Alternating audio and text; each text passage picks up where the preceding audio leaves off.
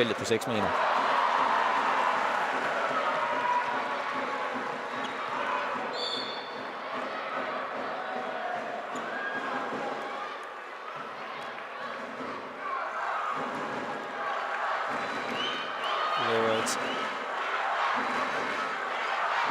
Forbyt kroaterne.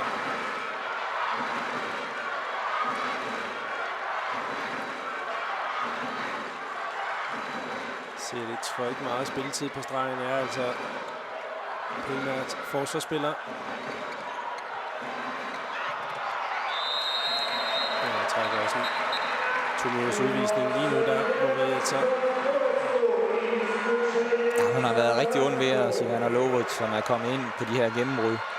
Og der har vi tabt både på vores højre 2-position, altså højre bak-position, et par gange, og nu taber vi også på venstre bak-positionen til hende. Og der er vi nødt til at være hurtigere og skarpere i det her med at få taklet ind, når hun kommer ind.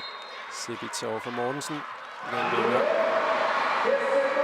den kroatiske fløj, og så er kroaterne for første gang foran med 2. Og det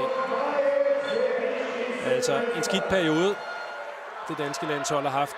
Kroaterne har altså vundet 8-1 inden for de sidste 13 minutter. Og så får vi også et dansk landshold, som 1 minut og 40 sekunder skal spille i undertal.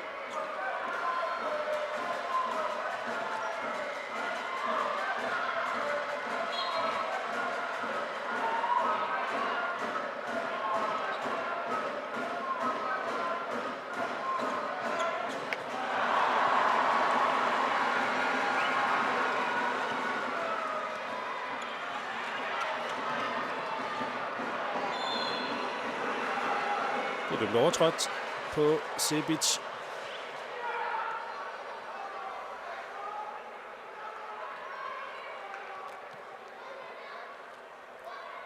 Men vigtigt for danskerne, at de ikke fik en hurtig scoring imod sig, for reelt set så får kroaterne jo nok bolden en gang mere i dansk undertal. Og så kunne de have bragt sig foran med endnu mere. Og det for det danske hold er det rigtig fint. Spørgsmålet er, om vi ikke skulle slutte kampen af med dem, der nu præsterede så godt i starten. Altså, Celine Jørgensen er kommet ind, og det kunne være vigtigt. Christina Krogsede skulle vel også have fået sine minutter på bænken nu og kunne komme ind og slutte godt af, sådan at vi går til halvleg med god selvtillid. Kører altså med både Burgaard og Line Jørgensen inde her, hvor der ikke mangler så forfærdeligt meget af udvisningen og en afslutning. Og den skal jo næsten altid sende afsted på den måde. Ja, altså det er jo Christina Christiansens spidskompetence. Det er de her skud for lavt leje.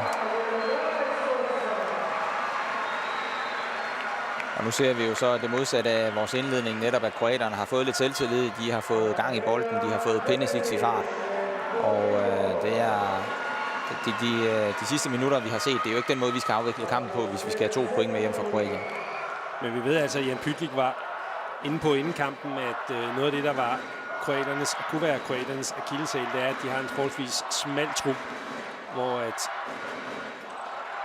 de ikke er så forfærdeligt godt kørende, hvis de skal skifte ud. Jeg synes, vi måske har fået en smagsprøve på her i første halvleg, at den første 7 med Line Jørgensen og Christina Krogsede, den er vi også en del afhængig af. Begynder man at skifte ud på de 2 pladser, så halter det lidt mere. Ja, det har jo vist sig sådan. Vi har dog set Louise Burgaard specielt til VM også brænde igennem, så vi ved, at hun kan gøre det. Men kroaterne er jo ikke helt så smalle. Altså, de har dygtige spillere også siddende på bænken, og det er jo også det, vi har set med Lovic inde. Vi har set Gatze gå ind for højre fløj. Vi har set dygtige spillere på alle positioner, og det er et godt hold også, den der sidder på bænken.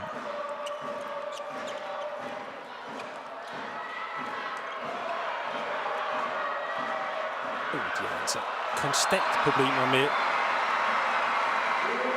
hendes fodfinder, hendes afsæt og hendes bevægelighed. Ivana Lovic her igen sætter hun fuldstændig Pernille Larsen af, og selvom at Karin Mortensen i målet er tæt på at have den, så kommer hun simpelthen for let fri. Ja, det må man sige. Hun glider jo rigtig fint igennem og har en god 1-2-finte, har tidligere spillet blandt andet i ungarsk håndbold i Frankrig i Metz, og derfra der havde hun også det her giftige 1-mod-1-spil. Det er godt gået igen af Krogsede. Det er altså i den grad Christina Krogsede, som holder os inden rent angrebsmæssigt. Der er en verden til forskel på, når hun ligesom styrer løjerne og lægger pres på det kroatiske forsvar. Og så det, vi oplever, når FIF-playmakeren skal have en pause i ny og næ. Jo, man kan sige, at det gode er jo netop, at vi får det spillet på Christina Kåseds præmisser. Det her med retningsskifte, det her med returbolde, det her med krydsspil, hvor hun kommer ud og er rigtig hurtig. Den smutter ind.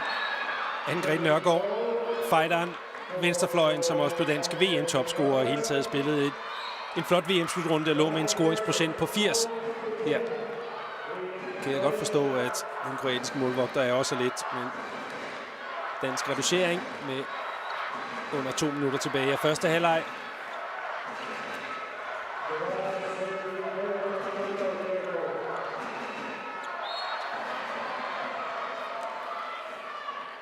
Ser vi Line Jørgensen tage lidt mere højde, og det bekom ikke Lovritz sådan rigtig godt.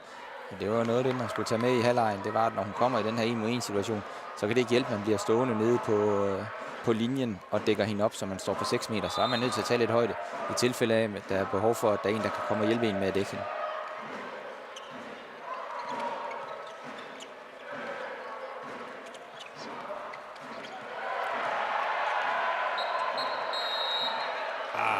Den koster en 2 minutters udvisning til Maria Fisker.